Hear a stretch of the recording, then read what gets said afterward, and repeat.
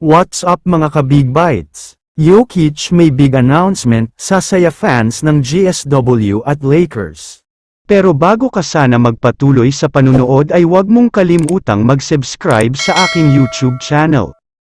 Talakayin muna natin sandali ang balita tungkol kay Russell Westbrook, kung noong una ay masaya ang mga Nuggets fans na pumirma siya dito, pero ngayon ay siya na ang itinuturing na malas ng karamihan sa mga Nuggets fans.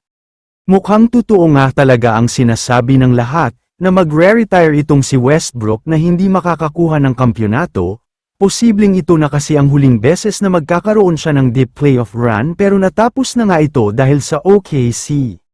Kaya naman ayon sa mga sources, malaki daw ang chance na hindi na siya kukunin ng Nuggets next season, dahil ang balak daw ng mga ito ay pakawala na ang mga matatanda nilang players at mag-focus sa mga bata.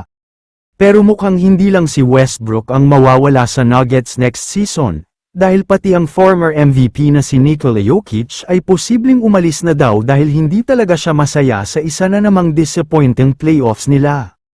Naiinis daw siya dahil sa pagpapatalsik ng team niya sa former coach na si Mike Malone, hindi daw talaga siya natuwa dito at tila nawala na siya ng gana maglaro dahil isang tatay at matalik na kaibigan ang tingin niya kay Coach Malone.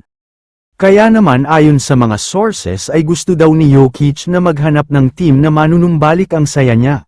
Kaya base sa mga reports ay aalis na daw siya sa Nuggets this off-season at lilipat na talaga siya sa ibang teams.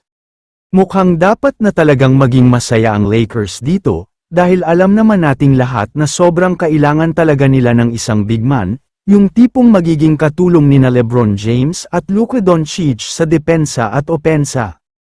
Big man ang ikinatalo nila sa serye nila kontra sa Minnesota Timberwolves, kinain sila sa rebounds nina Rudy Gobert at Naz Reid, pero kung makukuha nga nila si Jokic ay siguradong championship contender na agad sila. At syempre kung may isang team din na nagtitiis sa small ball na lineup, ito ay walang iba kundi ang Golden State Warriors. Tinalo din sila ng Wolves at parehong 4-1 ang nangyari sa kanila ng Lakers dahil sa kakulangan sa big man.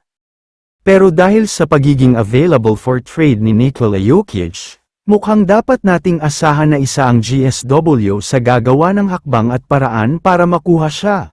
Dahil super halimaw ang team nila kapag napunta siya sa kanila.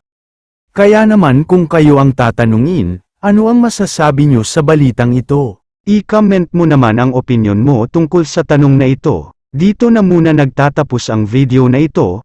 Maraming salamat sa panunood mga ka-Big Bites. God bless sa inyong lahat.